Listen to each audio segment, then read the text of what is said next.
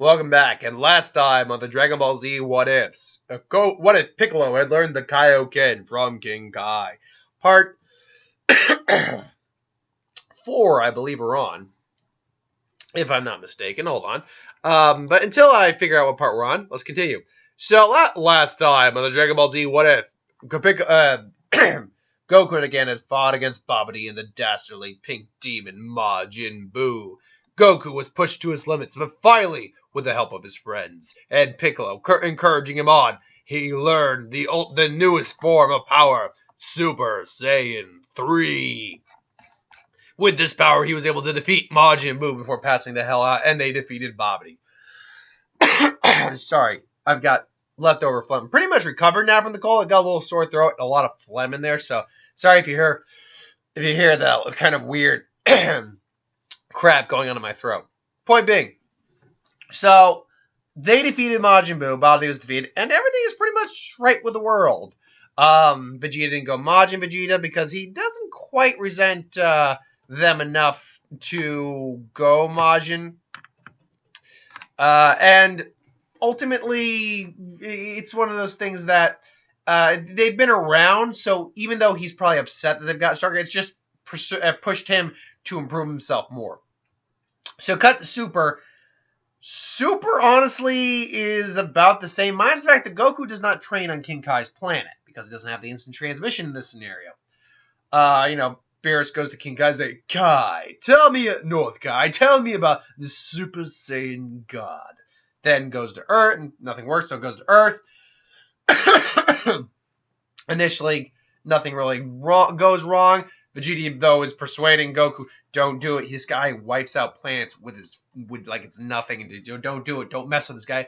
But Goku initially agrees, but he's still a little curious. Like, oh, but I want to fight him.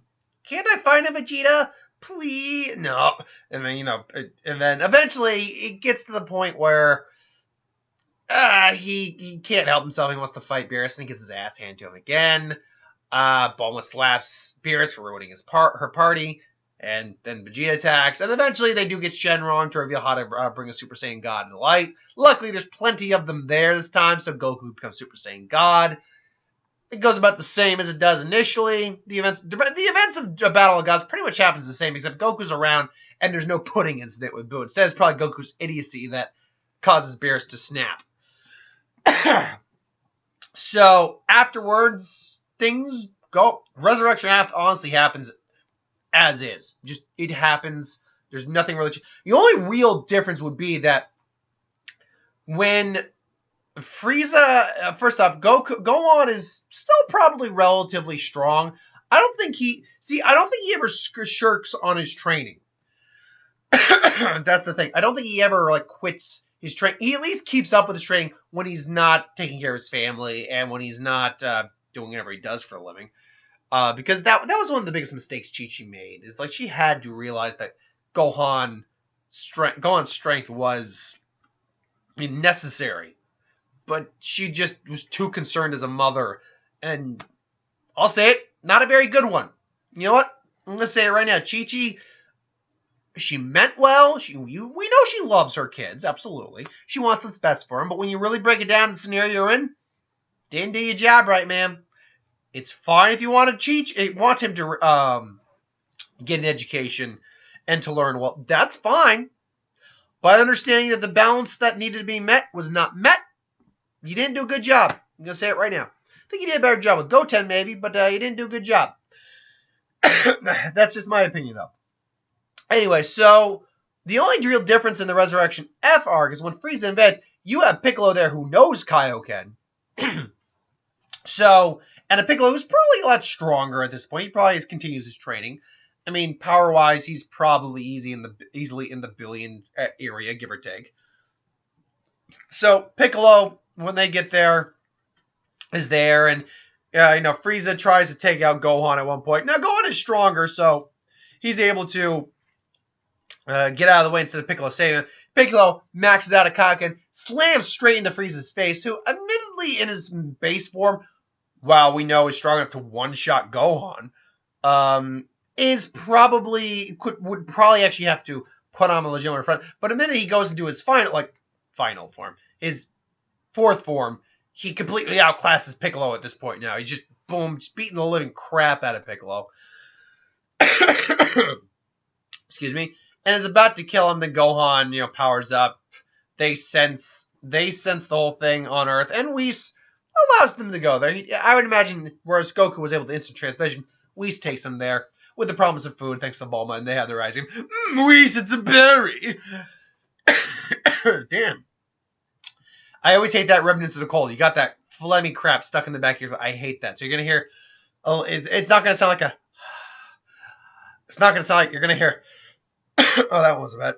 But you're going to hear me clearing my throat. I apologize. I'm going to try to keep that at a minimum. So that fight's going to go down about the same. Goku fails to, beat Frieza, but fails to defeat Frieza. He gets that cheap shot on him. Vegeta comes in and then blows up, and then they rewind and goes back in. So ultimately, he plays out the same. Piccolo just doesn't die. He gets his shit kicked out of him, but he doesn't die.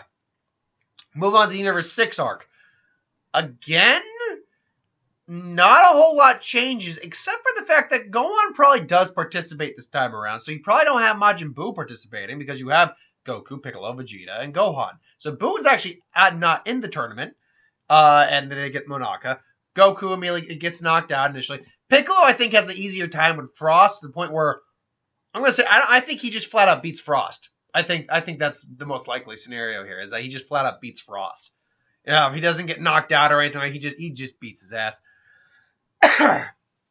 So then you have Piccolo versus, I think was it Kaba next? No, it was Margarita.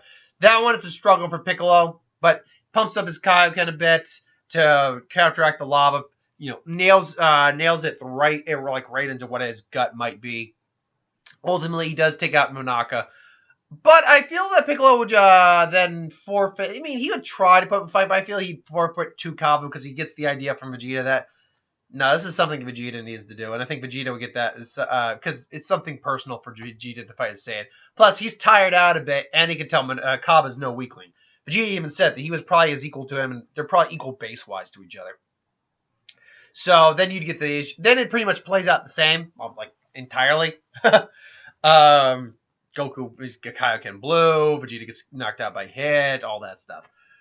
That's not true. You would get Gohan trying his luck, but ultimately it wouldn't do much, unfortunately, in this case. Cut to the Goku Black arc.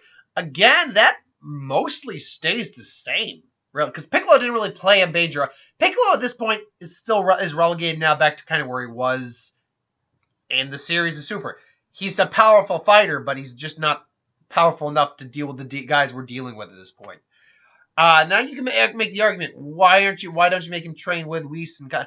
Because in some scenarios I do that, but this one didn't make sense for that to happen. Vegeta's still around, so it's got Vegeta and Goku to train with. Piccolo never probably didn't put anywhere near close to a fight against Beerus as say Goku or Vegeta did. So there's not as much interest in that. Again, not to say anyone can learn God Ki. It just takes time, practice, and the will to do it.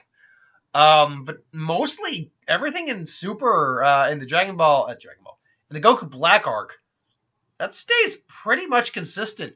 Only thing is, Goku Black doesn't have instant transmission because the Goku that we're dealing with didn't have it as well. So there would be that little stipulation, so he'd actually have to travel and exert more energy. But ultimately, yeah, there's not much difference between there. What little scenarios that were involved with instant transmission, you can just chalk it up to speed feats. So, moving on to the Universal Tournament of Power, it's again about the same, but with the caveat that Piccolo is a lot stronger, and Gohan's a lot weaker.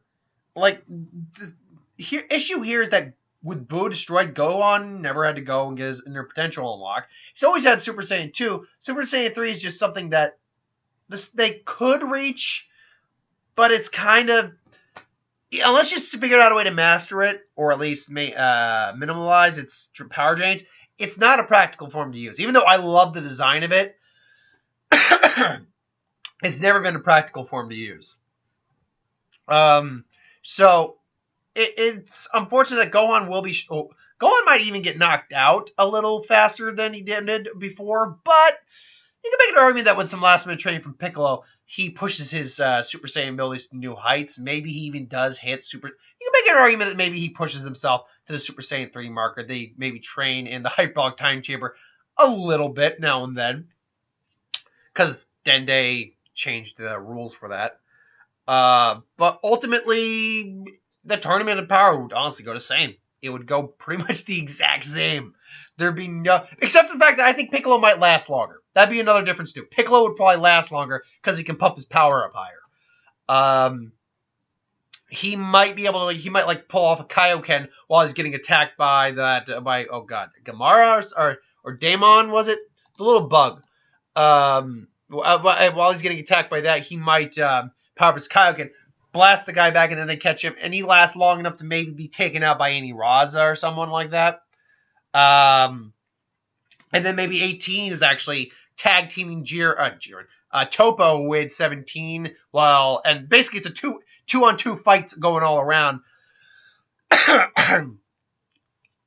So I don't know. That's a fair question. How long do you think Piccolo lasts? I don't think he makes it to the end though. I don't think that. But how long do you think he'd last? I don't know. Let me know. But yeah, it'd go about the same. But that's where we're gonna end this this what if. It now allows me to start a new what if. I'll do that next Monday. I'm still doing the other one, so that's currently the Sunday who what if is the what if Goku controlled Ozaru what if, and then the Wednesday was this one, but now I finished it up, so we'll find out what the next one will be. Thank you for watching, though. I hope you enjoyed. Like, comment, share, and subscribe. As always, you want us to review something, put in the comments below. Let us know. We'll do a review of it at some point. Ideas for who would win, Star Wars, Super Hero, Magic, what if. Anything you want to do on the channel, put that in the comments below. Let me know. I'll do a review of it at some point. But thanks for watching. And if you have an idea for who would win, Star Wars, Super Hero, Magic, I think I already said that. Sorry, I'm still got a bit of recovering from the cold, so I'm a little scatterbrained. Sorry about that. Anyway, thanks for watching. I don't know what the movies. I could have saw a matinee tonight, or seen a matinee tonight, but I just said, nah. I'm just gonna go over to my girlfriend. We'll play Boggle and watch Defenders. Halfway through Defenders. After Defenders. After Defenders, that's when I'm gonna start really doing the review, because it's 8 episodes. How the hell? And right off the bat, I'll say a little bit right now what I'm thinking. Defenders. In just 4 episodes, you did so much. You did like 10 times better writing for Danny Rand than you ever did in Iron Fist. What the hell? I'm liking Defenders right now. But why is it 8 episodes? I don't know. Anyway, thanks for watching. See you next time.